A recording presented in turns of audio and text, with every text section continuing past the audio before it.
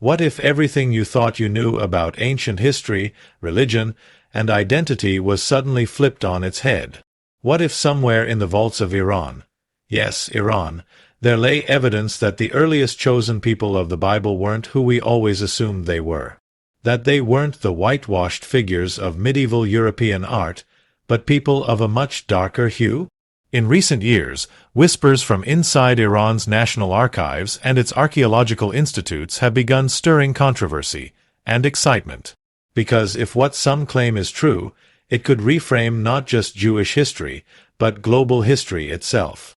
The idea that the original Israelites, those ancient descendants of Abraham, may have been black. This isn't science fiction. This isn't a conspiracy theory.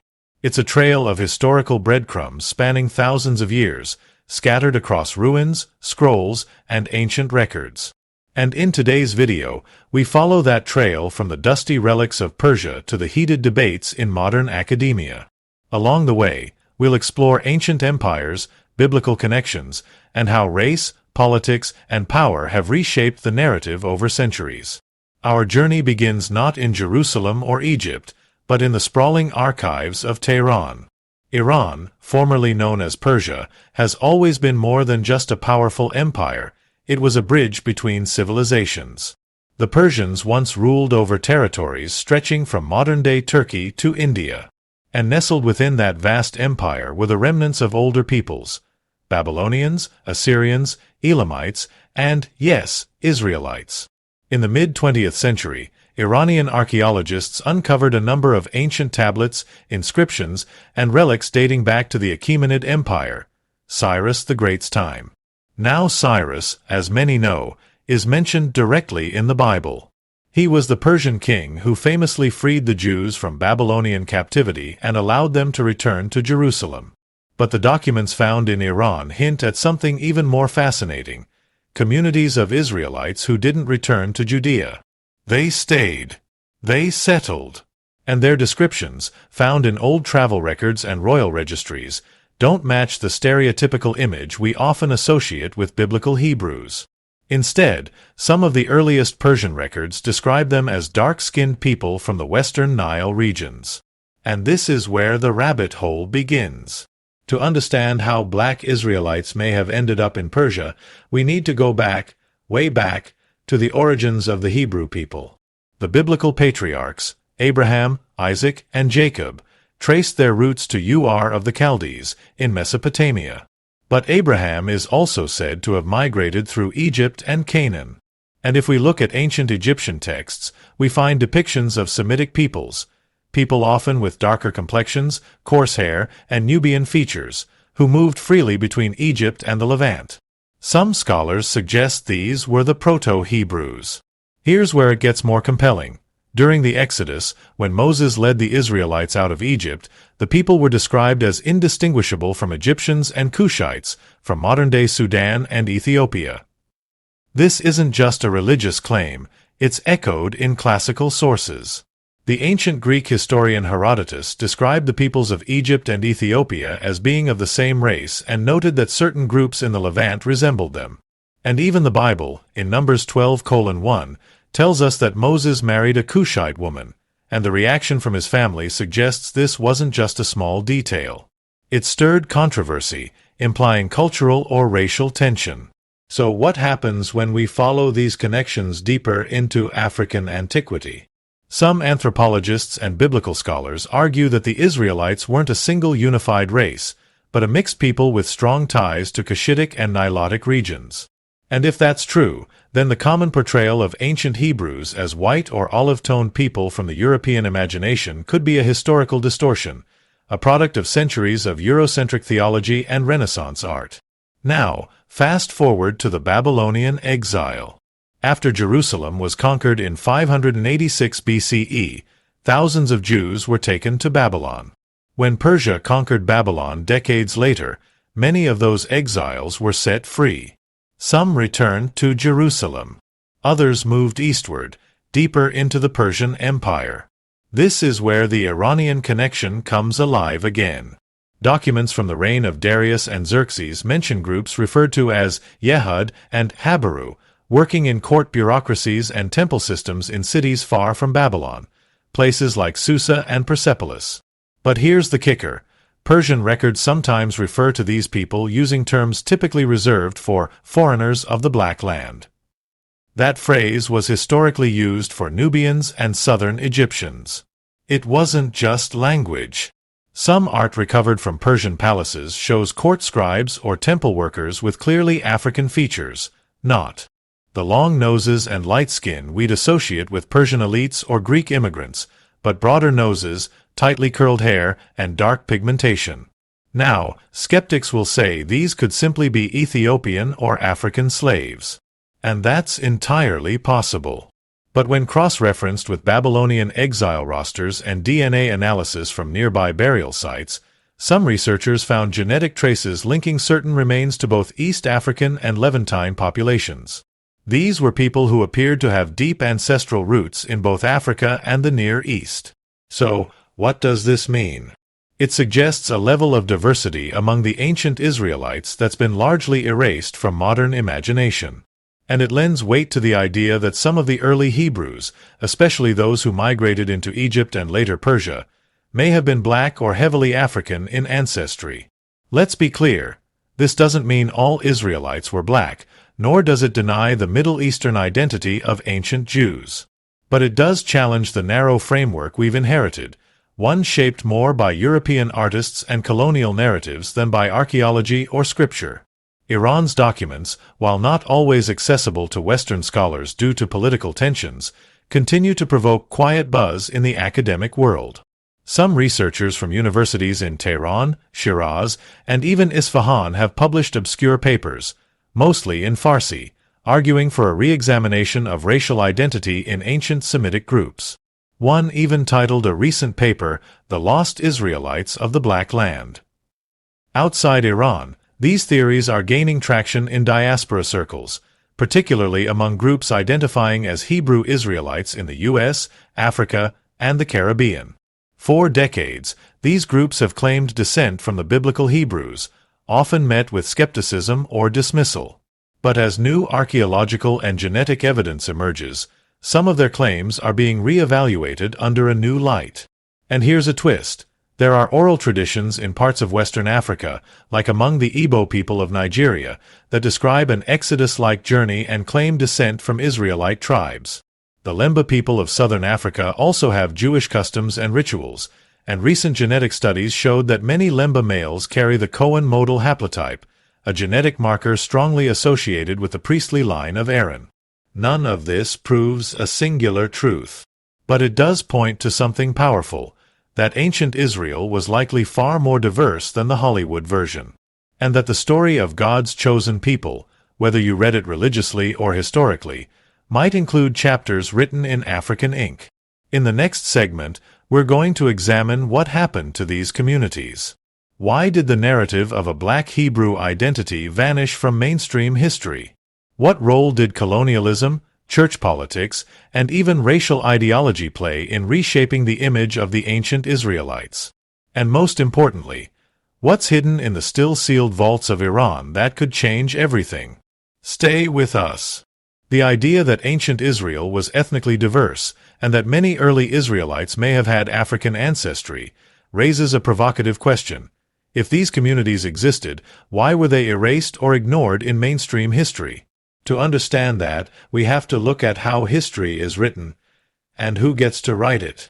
After the fall of the Roman Empire and the rise of Christianity in Europe, religious authority became deeply intertwined with political power. By the Middle Ages, the image of biblical figures had been completely reimagined, particularly in European art. Paintings from Renaissance Italy to Gothic cathedrals across France portrayed Moses, David, and even Jesus with pale skin, European features, and flowing brown hair. These weren't just artistic choices, they were intentional narratives. The Bible, translated into Latin, then into English and other European languages, was interpreted through the lens of those cultures. And in a time when race and hierarchy were being defined in Europe, especially during the age of colonial expansion, it served the ruling classes to depict the chosen people as white, reinforcing the idea that Europeans were God's natural heirs. Now let's fast forward to the 19th and early 20th centuries, when archaeology exploded as a discipline. Western powers, particularly Britain, France, and Germany, launched expeditions across the Middle East, digging up ancient cities, unearthing biblical sites, and collecting artifacts for their museums. But these archaeologists weren't just scientists, they were also agents of empire. Their work often came with an agenda, to validate biblical history as told through a European Christian lens. If a discovery didn't fit the narrative, it was dismissed, ignored, or downplayed. And that included any evidence suggesting that ancient Israelites might have had black or African origins. This bias wasn't subtle. In fact, many early archaeologists openly described Semitic or African peoples in derogatory terms, influenced by the racial science of the time. They categorized skulls, measured noses, and created hierarchies of civilization, all to prove European superiority. So if they came across dark-skinned communities claiming Israelite descent, or if ancient texts described Hebrews with African features, it was often labeled as either myth, misinterpretation, or irrelevant folklore. Iran, by contrast, wasn't under European control in the same way. Though Britain and Russia both exerted influence over Persia in the 19th century, the core of Iranian academic institutions remained somewhat independent. And so, some of their archaeological discoveries, particularly those in less explored regions of the south and southwest, near the ancient Elamite and Susian territories, remained hidden from Western narratives. Now here's where it gets really interesting. In the early 2000s, during renovations of a small historical site near Shiraz, Iranian researchers reportedly uncovered a series of cuneiform inscriptions referencing a community called the House of Zara. Some believe this could be a reference to Zerah, a son of Judah mentioned in the Bible. But the inscriptions describe this House of Zara as having skin dark as the clay of the Nile, and being keepers of the covenant scrolls. If this interpretation is correct, it suggests that descendants of the tribe of Judah, specifically through Zerah, a less documented son, may have settled or remained in Persia long after the Babylonian captivity. And more notably, they were described in distinctly African terms. Western scholars have only limited access to these texts, and political tensions between Iran and the West have made collaboration difficult. But Iranian academics have presented summaries of these findings in domestic conferences, and fragments have begun to leak through translations and third-party analyses. Meanwhile, across the Red Sea, similar stories have endured for centuries. Ethiopian Jews, known as the Beta Israel, have long claimed descent from the tribe of Dan. They maintained Jewish traditions for millennia without any contact with mainstream Jewish communities in Europe or the Middle East. Their oral histories, religious customs, and even their ancient Torah scrolls, written in Ge'ez, have all added weight to the argument that Judaism, and thus Israelite identity, was far more widespread and more African than previously admitted. In fact, when genetic testing was done in the late 20th century, researchers found that many Beta Israel shared paternal lineages with other Jewish populations. This helped convince Israel to allow their immigration under the law of return, recognizing them as legitimate Jews. But even then, their journey hasn't been easy. Many have faced racism and exclusion within Israeli society, a painful echo of the very narrative we're exploring. The same pattern applies to the Lemba people of southern Africa. Their oral traditions say they came from Senna, a place near modern-day Yemen, and that their ancestors were priests and temple workers. They practice ritual slaughter, circumcision, and avoid eating pork, customs consistent with ancient Israelite law.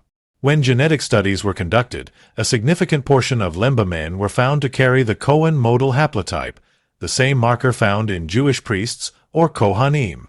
So, what are we seeing here? Scattered across Africa and Asia are pockets of communities, some small, some sizable, who maintain ancient Jewish customs, claim descent from Israelite tribes, and in some cases have historical or genetic evidence to support their claims. And while they've often been ignored, laughed at, or dismissed, modern science is beginning to catch up with ancient memory. Which brings us back to the vaults of Iran. Many of these archives remain sealed from international scrutiny, not just because of secrecy, but because of the immense historical and religious weight they carry. If new evidence emerges showing that early Israelites were black, or at least heavily African in origin, it would disrupt centuries of established theology, racial hierarchy, and geopolitical identity. It would force both the religious and academic world to re-examine core assumptions about who the chosen people were. And perhaps even more threatening to some, it would validate the lived experience of communities who have long claimed this identity in the face of ridicule and repression. So why haven't we heard more about these findings? Simple: power and control. History isn't just about facts. It's about narrative. And those who control the narrative control perception. Museums, universities, seminaries, they've all, at times, played roles in curating a very specific story about the ancient world. A story that keeps certain people at the center, and others at the margins. But the truth, as always, is more complex. And perhaps more beautiful. The possibility that Israelites came in many shades, that the covenant was carried by people with African, Semitic, and even Asian roots, doesn't diminish anyone's identity. It expands it. It enriches our understanding of what it means to be chosen, to wander, to survive, and to carry a sacred story across generations. In the next segment, we'll look at how the Hebrew Israelite movement rose in modern times, particularly in the Americas and Africa, and how their claims intersect with this deeper historical narrative. We'll also examine the political, religious, and cultural backlash that often follows when history challenges the status quo. Let's now turn our focus to a more recent chapter in this unfolding story, a chapter written not in ancient tablets or desert ruins, but in the streets of Harlem, the hills of Nigeria, and the townships of South Africa. This is the modern movement of the Hebrew Israelites, and their reawakening just might be the clearest echo of a past long buried. The Hebrew Israelite movement, often misunderstood and misrepresented, began gaining traction in the late 19th and early 20th centuries, particularly among African American communities in the United States.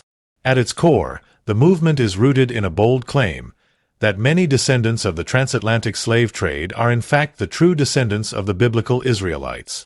This was not a random assertion. It was born from a deep reading of scripture, historical patterns, and a pressing question. How could a people who suffered so much, slavery, exile, oppression, relate so closely to the story of Israel in the Bible? The parallels were undeniable. A people taken in chains to a foreign land. A heritage erased. A culture suppressed. And a constant longing for home, both spiritual and physical.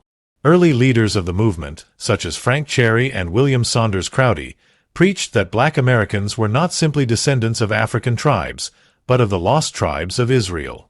Their message resonated in black churches, among newly freed men and women, and in urban centers where racial injustice shaped every aspect of life. Over time, various Hebrew Israelite congregations emerged, some blending Jewish rituals with Christian teachings, others adhering strictly to Old Testament laws. What makes their claims especially compelling today is how their understanding of identity aligns with the latest archaeological and anthropological findings. These groups maintained that the Israelites of antiquity were people of color long before genetic data or ancient Persian records began hinting in the same direction. And yet, for over a century, they were dismissed as cultish, fringe, or heretical. But now, the conversation is changing. Recent documentaries, books, and public discussions are revisiting these claims with a new level of seriousness. Scholars are beginning to explore overlooked evidence, including slave ship manifests that show a significant number of enslaved Africans were taken from regions with strong Jewish traditions, like the Kingdom of Dahomey and parts of the Congo Basin. Some of these areas had long-standing trade and religious links to Jewish communities, likely seeded by ancient migrations or diasporas. Take Nigeria, for example. Among the Igbo people, there's a long-held belief that their ancestors were Israelites. Many Igbo still practice customs remarkably similar to biblical Jewish rites, circumcision on the 8th day, observance of kosher-like dietary rules, and even Sabbath-keeping.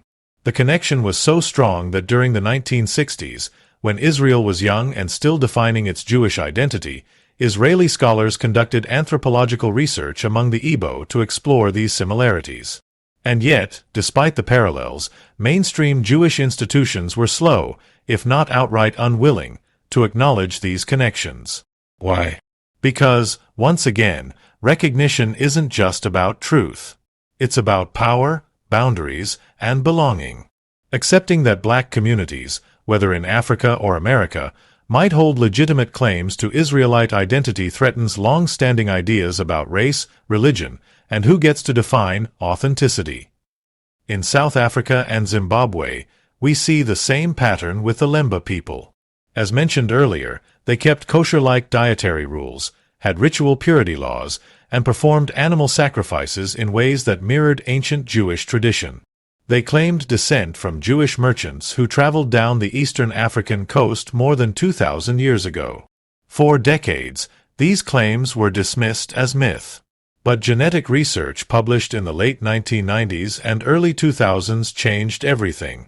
The results shocked even the skeptics. Many Lemba men carried the Cohen modal haplotype, a Y chromosome marker found almost exclusively in Jewish priestly lines, suggesting a direct paternal link to ancient Israel. In other words, the oral traditions were not only consistent, they were genetically supported. Meanwhile, in the U.S., the Hebrew Israelite movement has evolved. Some sects are strictly religious, following Mosaic law and wearing traditional robes and fringes, while others have taken on more nationalist or Afrocentric ideologies.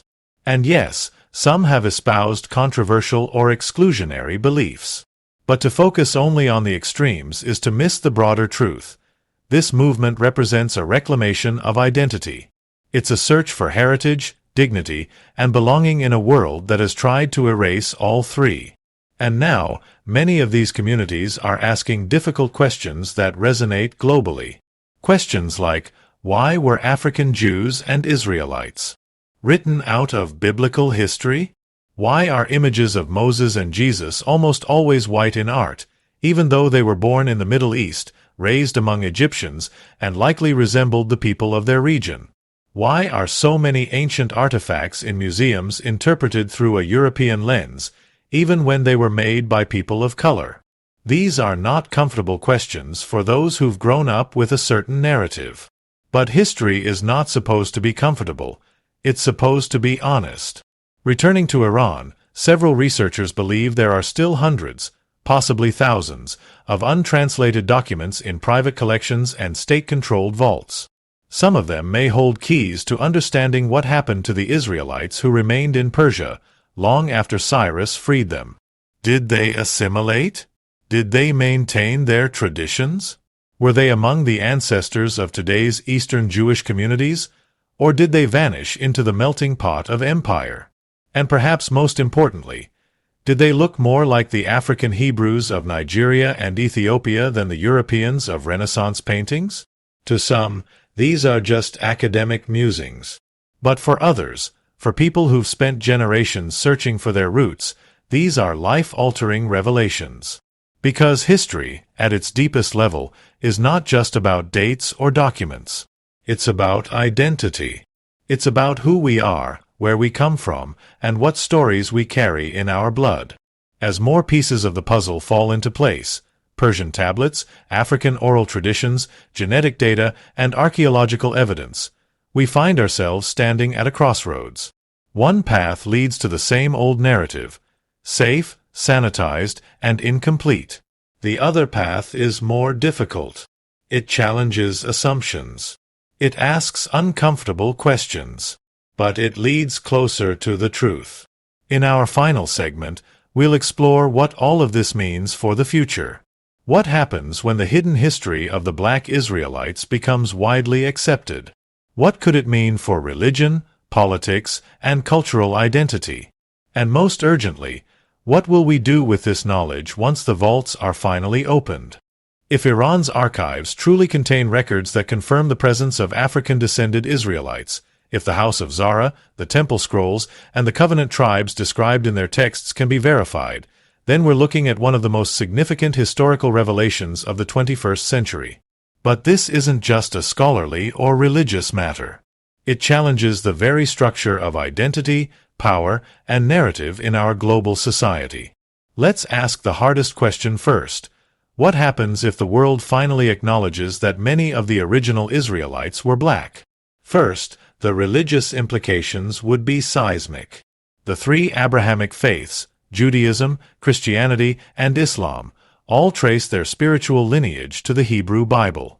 If foundational figures like Abraham, Moses, and David were of African origin or dark-skinned Semitic peoples, then the entire visual and cultural landscape of faith, especially in the Western world, would need to be re-examined. From Sunday school coloring books to Hollywood epics, the iconography would suddenly stand on shaky ground. Imagine walking into a church in Europe or the US and seeing stained glass windows showing Moses with tightly curled hair, deep brown skin, and a North African tunic. Imagine a Torah scroll in a major synagogue acknowledging its link to communities in Ethiopia, Nigeria, and southern Arabia. This isn't just a change in artwork, it's a change in consciousness. Second, the political consequences could be even more far-reaching. Much of the modern political landscape in the Middle East and the legitimacy of certain national identities rests on ancient claims to land and heritage. If new historical evidence suggests that Israelites were more widespread and more diverse than previously believed, stretching from Persia to the Horn of Africa, it could reshape how we view diaspora, belonging, and return. It could empower African and Afro-diasporic communities worldwide who have long been told they have no history, no heritage, no claim to biblical identity. Suddenly, their oral traditions would not be folklore, they'd be validated history. But here's where it gets complicated. Recognition often comes at a cost. Just as the Beta Israel in Ethiopia faced racism after being recognized and relocated to Israel, just as the Lemba were tested and then still marginalized, so too could new communities face skepticism, suspicion, or even hostility after asserting their historical identity. Because once history challenges a power structure, it's no longer just an academic conversation, it's a political act. Some might ask, why does it matter what color the Israelites were? That's a fair question. But the answer lies in centuries of exclusion. For hundreds of years, race has been used to assign spiritual legitimacy, intellectual capacity, and human worth. If the religious stories at the heart of Western civilization were based on black or African peoples, then the myths that supported colonialism, slavery, and segregation begin to collapse. This isn't about flipping the script. It's about telling the story truthfully for the first time. And what role does Iran play in all this?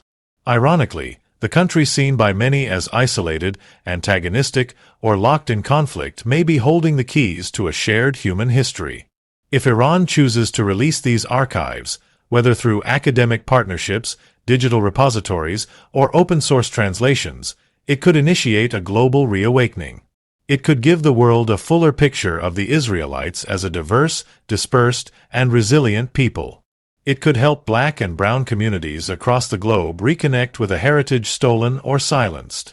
Already, we're seeing interest grow. Independent scholars, filmmakers, genealogists, and theologians are looking more deeply into the migration patterns, DNA data, and oral histories that point to a broader, blacker Israelite origin. Social media has become a battleground of competing narratives, but also a space of discovery and empowerment. Young people, especially, are asking questions that were once taboo. If ancient Egyptians were black and the Israelites lived among them for centuries, wouldn't that mean? If the oldest Torah scrolls in Africa match those in Europe, why aren't they studied equally? If Iran has documents that confirm black Israelites, why won't Western media cover it? These questions matter. Because they are about more than history, they're about identity, belonging, and truth. So where do we go from here? First, we must advocate for transparency. Governments, religious institutions, and academic bodies should work together, beyond politics, to unlock the remaining historical records. That includes the vaults of Iran, but also the forgotten archives of Africa, the temple ruins of southern Arabia, and the untranslated scrolls still collecting dust in Western museums. Second, we need inclusive scholarship. The study of ancient Israel must include African, Middle Eastern and Afro-diasporic voices, not just as subjects, but as scholars. The people whose ancestors lived these stories deserve to help tell them. And finally, we need the courage to rethink what we thought we knew. Maybe the chosen people weren't blonde, blue-eyed shepherds, but sun-darkened nomads. Maybe their temples weren't just in Jerusalem, but scattered across deserts, mountains, and rivers from Persia to Ethiopia. Maybe the truth isn't just coming from Iran's vaults, but from the lips of grandmothers in Lagos, rabbis in Addis Ababa, and teenagers in Chicago who are asking, "Who am I really?" History has always been a mirror. And for too long, that mirror was fogged by bias, fear, and control. But now, a new reflection is emerging, one that shows a people who were scattered, enslaved, and silenced, yet never erased. A people whose story is not just in books, but in bones, in blood, and in the rising voices of those once ignored. If Iran truly opens its vaults, if the world listens and learns, we may find that the story of the Israelites is not behind us. It's ahead of us. It's unfolding now. And maybe, just maybe, the question isn't were the Black Israelites the first chosen people? But rather, what will the world do when it finds out they were? This has been an exploration into one of history's most hidden truths. If you found this eye-opening, be sure to like, share, and subscribe for more content that challenges what you think you know. Because history isn't finished, it's just finally beginning to speak.